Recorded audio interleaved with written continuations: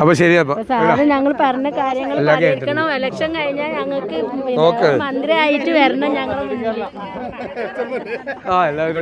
Sir കാണണമെന്ന് ഞങ്ങൾക്ക് നല്ല ആഗ്രഹം ഉണ്ടായിരുന്നു.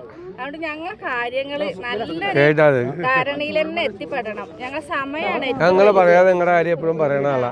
ഞാൻ പണ്ടുപോലെ ഈ ലയങ്ങളിലൊക്കെ കണ്ടിട്ട് ഭയങ്കര സങ്കടം വന്നിട്ടുള്ള ഒരാളാണ്.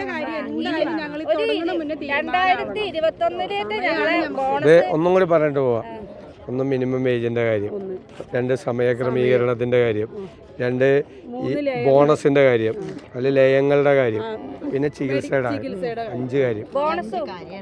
ബോണസിന്റെ കാര്യമാണ് പ്രത്യേകിച്ച് ഞങ്ങൾക്ക് പറയാനുള്ളത്. ഇനി മന്ത്രിയായിട്ട് ഞങ്ങളെ മുന്നിൽ കാണണം.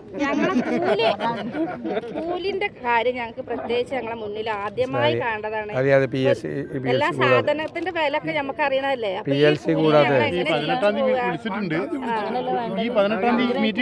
ചിലപ്പോ എന്താ അറിയാ, അത് ചിലപ്പോ ഈ ഇലക്ഷൻ ആയതുകൊണ്ട് ഇടക്കാലാശ്വാസം പറയാം. ഇടക്കാലാശ്വാസം ഞങ്ങൾക്ക് വേണ്ട. ആ 1000 ഉറുപ്പ തന്നത് തിരിച്ചു കൊണ്ടുപോയി കൊടുത്തിട്ടാണ് ഇപ്പൊ റിട്ടയർഡ് ആയ ആൾക്കാരെ സർവീസ് കിട്ടണമെങ്കിൽ ഈ 1000 ഉറുപ്പയുടെ കൊണ്ടുപോയി കൊടുക്കണം.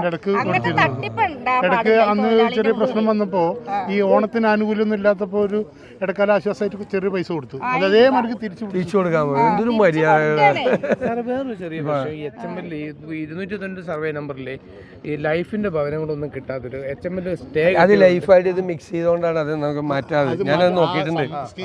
ഞാൻ ആ ലൈഫായിട്ട് അത് മിക്സ് ചെയ്തുകൊണ്ടാണ്. ലൈഫായിട്ട് മിക്സ് ചെയ്താൽ ഒരിക്കലും കിട്ടില്ല വീട്, ഒരിക്കലും കിട്ടില്ല. അത് പ്രത്യേക ഭവന പദ്ധതിയെ പറ്റുള്ളൂ.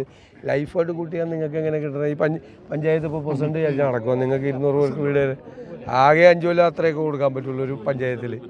അത് നമുക്ക് നോക്കാം കേട്ടോ. അതിൽ നിന്ന് മാറ്റണത് അത് പ്രത്യേക ഭവന പദ്ധതിയാകും. നിങ്ങളെ മനസ്സിലുണ്ടാവണം. ഞങ്ങൾ പോകുമ്പോൾ ഞങ്ങൾ പൂവിനെ കുറിച്ച് പറയണം. ചൂടുമല മുണ്ടകേക്കാരൻ. ആ